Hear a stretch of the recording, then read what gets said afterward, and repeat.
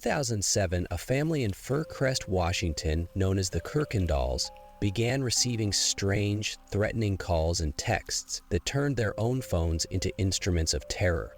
The stalker masked their identity as restricted on caller ID, yet demonstrated intimate knowledge of the family's routines and even their home security code. Despite changing numbers and installing new phones, the harassment continued unrelenting, pushing the family to the brink. It began one summer evening when 16-year-old Courtney Kirkendall received a text from her own number that simply read, "gay," though she had not sent it. Confused, she checked with her friends, only to learn they had received identical messages, apparently from her. Later that same week, the family's home phone rang again and again, displaying "restricted" on the screen, but no voice ever spoke when they answered. That silent menace set in motion a summer of dread. Within days, more calls came, sometimes dozens in a single night.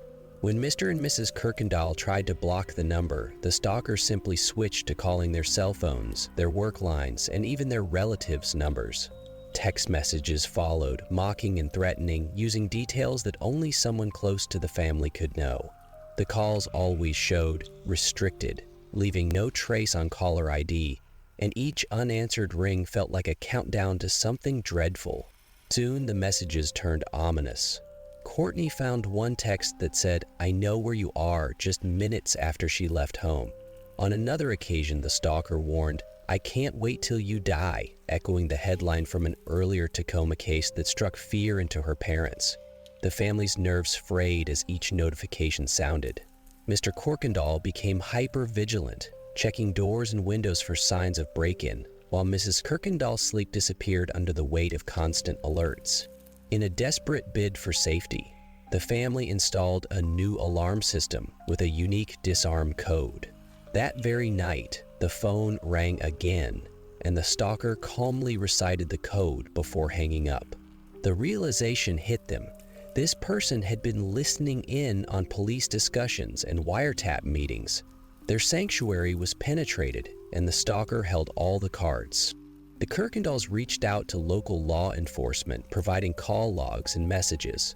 Police admitted they had no clear way to trace calls labeled "restricted," and assured the family they were investigating.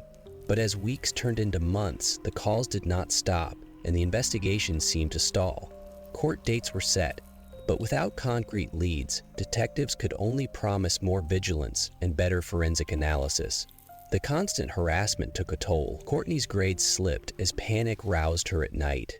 Her younger brother refused to sleep alone, and her parents fell into fits of anxiety every time their phones buzzed. The family stopped answering guest calls, avoided answering the door, and questioned every visitor. News of the phone stalker spread through Fircrest, and soon 2 other nearby families came forward with similar stories. The local paper ran headlines warning readers to watch for anonymous calls. Community meetings were held, urging vigilance and offering advice on changing numbers and using untraceable devices.